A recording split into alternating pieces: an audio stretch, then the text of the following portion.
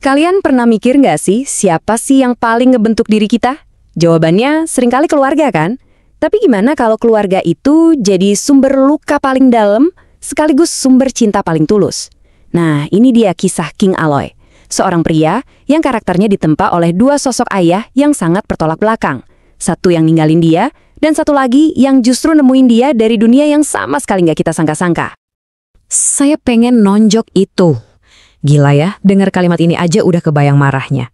Tapi ini bukan emosi sesaat loh, ini tuh puncak dari luka yang udah dipendam bertahun-tahun sama King Aloy ke ayah kandungnya.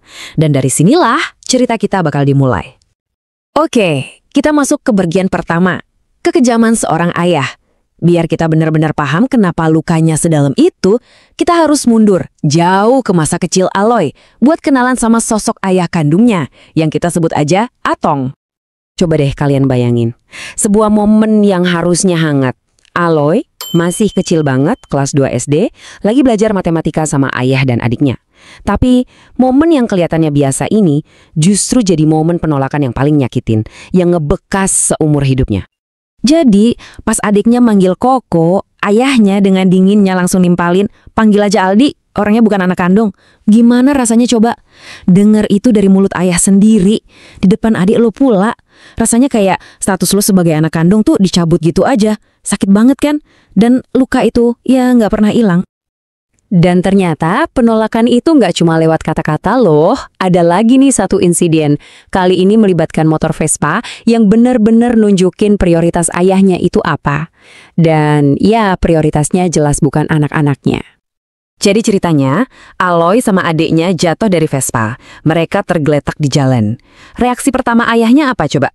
Bukan nanya, kalian gak apa-apa? Atau nolongin mereka? Bukan. Dia malah ngambilin pecahan kaca spion sambil bilang, ini spion mahal nih. Gila, di momen itu jelas banget. Sebuah benda mati jauh lebih berharga daripada kedua anaknya sendiri. Jadi polanya tuh jelas banget dan makin lama makin nyakitin. Dari umur 8 tahun dibilang bukan anak kandung, terus umur 10 tahun dibandingin sama spion motor, sampai akhirnya puncaknya di umur 11 pas Aloy kelas 5 SD. Ayahnya pergi, ninggalin mereka gitu aja, tanpa pamit, tanpa penjelasan, bener-bener hilang. Nah, di tengah semua kekosongan dan rasa sakit itu, muncul satu sosok yang ngisi peran ayah. Dia adalah kakeknya dari pihak ibu, yang biasa dipanggil Opa. Tapi, Opa ini bukan sosok kakek biasa. Latar belakangnya wah bener-bener nggak konvensional. Oke, kita harus jujur di sini, karena ceritanya emang belak-belakan.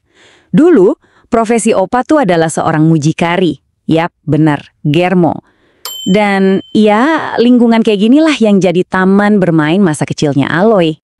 Jadi, normalnya Aloy pas kecil tuh kayak gini. Umur 5 atau 6 tahun, diajakin ke bar atau hotel punya opanya. Dia ngelihat orang dewasa telanjang keluar masuk kamar, ngelihat opanya terima duit. Tentu aja, sebagai anak kecil, dia nggak ngerti itu apaan. Tapi, di tengah dunia yang bisa dibilang gelap itu, Opa punya satu aturan keras yang nggak bisa ditawar. Jangan pernah main-main sama narkoba. Ini semacam prinsip moral di tempat yang sangat sekali nggak kita duga. Nah, disinilah kita bakal lihat kontras yang luar biasa. Perbedaan antara dua sosok ayah ini benar-benar kayak langit dan bumi. Tajam banget. Jadi, coba kita bandingin. Di satu sisi, ada ayah kandungnya Atong. Egois, abusive secara emosional, dan ujung-ujungnya ninggalin gitu aja. Di sisi lain, ada Opa. Profesinya boleh jadi mucikari, tapi dia ngasih pengorbanan. Dia selalu ada. Dan dia ngasih cinta tanpa syarat. Sesuatu yang nggak pernah Aloy dapat dari ayah kandungnya. 10.000 rupiah. Mungkin buat kita sekarang nggak seberapa ya. Tapi ini bukan soal jumlahnya. Ini adalah uang terakhir yang Opa punya hari itu. Dan tahu dipakai buat apa? Bukan buat makan keluarganya sendiri. Tapi dia kasih ke satpam yang lagi kelaparan. Ini pelajaran tentang kedermawanan yang paling nyata. Yang nancep banget di ingatan Aloy. Penting buat diingat, Aloy nggak ngalamin ini semua sendirian. Ada adiknya, Jessica, yang ada di sampingnya. Mereka ngerasain luka dan trauma yang sama persis. 2. Angka yang simple, tapi maknanya dalam banget. 2 saudara yang berbagi satu luka yang sama dan diselamatkan oleh satu orang yang sama. Ikatan mereka itu benar-benar terbentuk dari penderitaan. Beberapa tahun setelah pergi, ayah mereka tiba-tiba coba deketin Jessica di sekolah. Dan respon Jessica jelek banget. Dia bilang, ngapain dia ambil pas udah gede? Pas kecil kemana? Pertanyaan ini nunjukin kalau rasa sakit dan penolakan mereka berdua tuh sama kuatnya. Jadi ini bukan cuma perasaan Aloy aja ya, ini keputusan bersama. Pas ayah mereka coba balik lagi ke kehidupan mereka, dua-duanya milih buat lari, milih buat nolak. Buat mereka, ayah mereka itu udah dianggap nggak ada. Mereka benar-benar satu suara kompak dalam penolakan ini, sebuah persatuan yang lahir dari luka yang sama. Oke, jadi kita udah lihat dua sisi ekstrem ini kan. Sisi rasa sakit yang dalam banget dan sisi cinta yang tulus banget. Terus apa sih warisan dari semua ini buat diri seorang King Aloy? Warisan yang ditinggalkan itu kayak dua sisi koin. Dari ayahnya, dia dapat trauma mendalam yang entah gimana malah jadi bahan bakar buat dia ngebuktiin diri. Tapi dari Opa, dia dapat penyeimbangnya. Dia belajar soal kedermawanan, cinta tanpa syarat, dan dapat nasihat penting buat selalu rendah hati.